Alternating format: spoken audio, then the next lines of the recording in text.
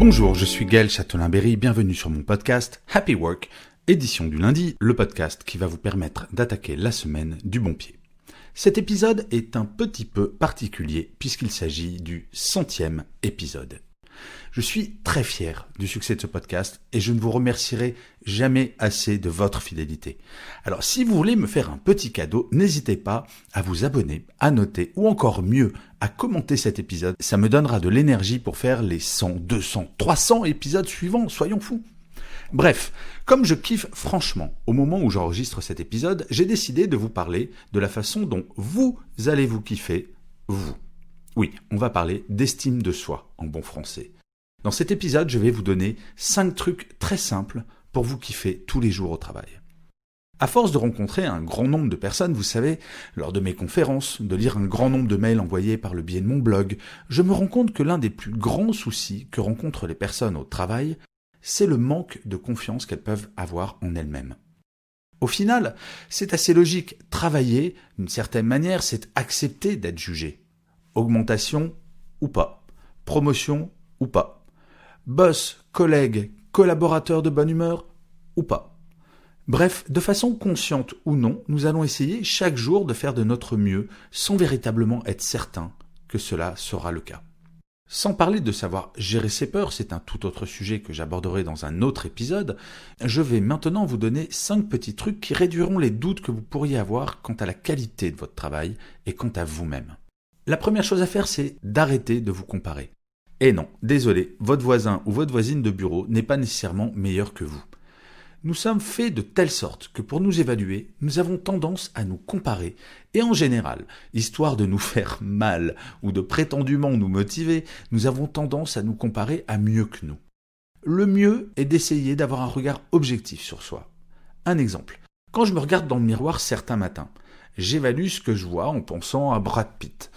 Eh bien forcément, ces matins-là, je commence ma journée avec le moral dans les chaussettes. Si j'évite la comparaison et que je me regarde juste tel que je suis, tout de suite, je me sens mieux. Le deuxième petit truc, c'est de vous poser cette question-là. En quoi êtes-vous spécifique ?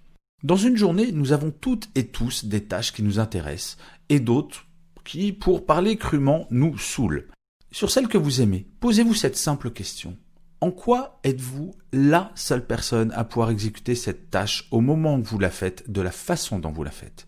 Bien entendu, nous sommes tous interchangeables d'une certaine manière, mais là, à l'instant, personne ne pourrait vous remplacer au pied levé.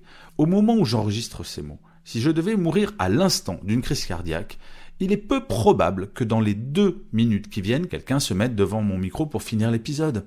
Rien que cela valorise grandement ce moment et un petit peu mon ego.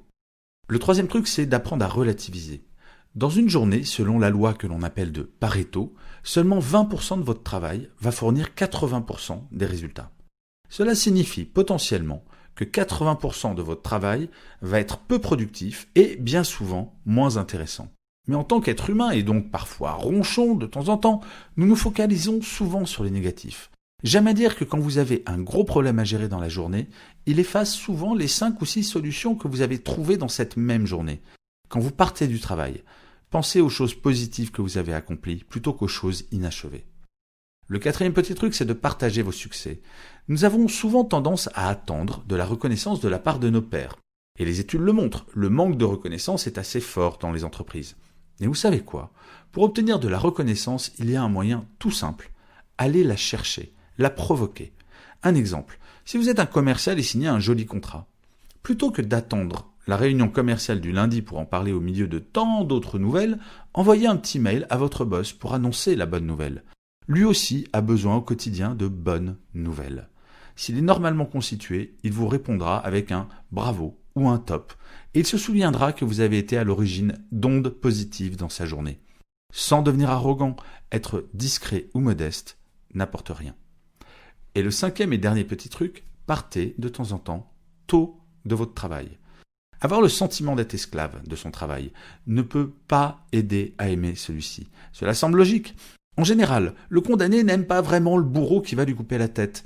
Je n'ai pas trouvé d'études psychologiques sur le sujet, mais ce point me semble assez indiscutable. Bref, tout ça pour dire qu'en reprenant la maîtrise de son temps, on améliore son bien-être et son estime de soi. C'est moi qui maîtrise mon travail, pas l'inverse. Métro boulot dodo, vous connaissez cette expression. Vous ne vous êtes jamais dit « j'en ai marre de ne pas avoir de temps pour moi ». Ce temps qui vous manque, il n'y a qu'une seule personne qui peut se l'accorder, vous-même. Alors vous allez me dire « ouais, facile à dire, mais à faire, c'est autre chose ». Si c'est ce que vous venez de vous dire, je vous assure, essayez. Il ne faut plus avoir peur de demander.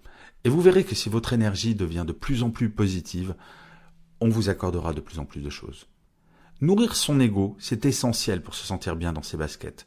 Je ne vous conseille pas de devenir de grands prétentieux et de grandes prétentieuses, juste d'essayer de vous voir à votre juste valeur. Et parfois d'oser vous dire à vous-même « Hey, pas mal ce que j'ai fait aujourd'hui !» Mais surtout de garder ce moment en mémoire. Pour plus tard, les mauvais moments effacent les bons. Je ne sais pas si vous êtes comme moi, mais quand on est dans une mauvaise période, nous en sommes profondément conscients et avons hâte que cela se termine. Alors que quand tout va bien, on laisse aller sans forcément se dire à soi-même « il est chouette ce moment quand même ». Et surtout, nous ne pensons que rarement au fait que cela, comme pour les mauvaises passes, peut prendre fin. Se focaliser sur les bons moments permet de charger les batteries à bloc pour affronter les mauvais, plus simplement. Sur ce dernier point, je n'ai d'autre option que de vous demander de me croire sur parole. Ça marche. Et je finirai cet épisode, comme d'habitude, par une citation.